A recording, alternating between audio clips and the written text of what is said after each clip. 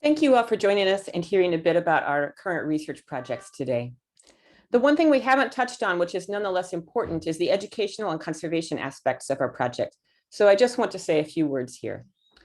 The longer a field site runs, the deeper its connections with local communities and the better equipped it is to serve the habitat country with regard to conservation-related assistance and environmental education. Long-term field sites also provide excellent opportunities for young scientists to be trained in field methods and to have data collection opportunities. And this symposium is a good example of that, as everyone participating started their primatological careers as a Lomas field assistant. One of the Lomas Barbudal Monkey Project's educational contributions that makes me most proud is the training of so many early career field primatologists. 183 people from 20 countries have benefited from some fieldwork opportunities at Lomas. Of the 98 interns who stayed a year or more, 66 applied to graduate school, 65 being admitted, and data from Lomas contributed to 4 master's theses and 8 completed PhD theses. It is hard to keep track of the subsequent careers of all of these people, so the numbers I'm about to give you are almost certainly underestimates. But 17 Lomas alumni are now professors, at least 11 obtained postdoctoral fellowships, 21 work in environmental education, 19 are in conservation-related jobs, 6 work in the ecotourism industry, and 6 work in animal welfare jobs. We contribute to conservation efforts in Costa Rica in many ways, helping with management plans, reforestation, and vigilance for the Park Service. We have demonstrated that the presence of researchers greatly decreases capuchin mortality. Monkeys are 2.8 times more likely to disappear and be presumed dead on days when researchers are not present.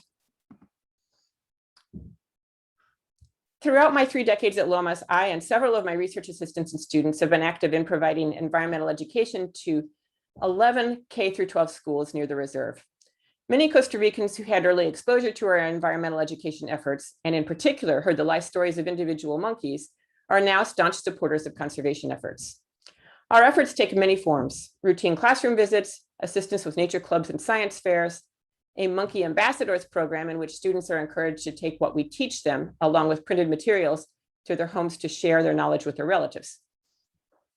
I also do a lot of outreach with community adults, being on call to give talks whenever the Park Service detects a need for these. So I visit libraries, the local municipality, staff, ranches, etc., and also give talks and guided nature tours to groups of international students. Education at the elementary and secondary school levels is critical in shaping children's love of nature, because ultimately the fate of Lomas and its inhabitants will lie with these children, who are the voters and policy makers of the future.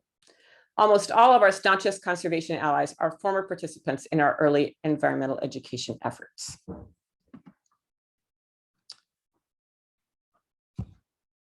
We have recently joined forces with many community members to establish Amigos del Ambiente, a group that engages in environmental outreach and citizen science projects. For example, right before COVID struck, we built a nature trail along the river in town and trained community members to collect phenology data and biodiversity monitoring. We also set up a project to work with the International High School on science projects where they could use some of our data to learn basic data analysis skills.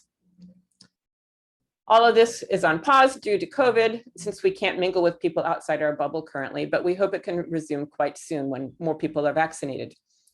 In the meantime, our efforts have been concentrated on providing educational materials to a more global audience by writing blogs in both English and Spanish, collaborating with filmmakers, and working on the production of bilingual children's books.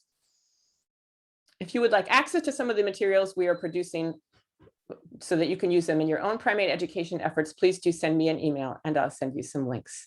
Thanks again for attending our symposium today.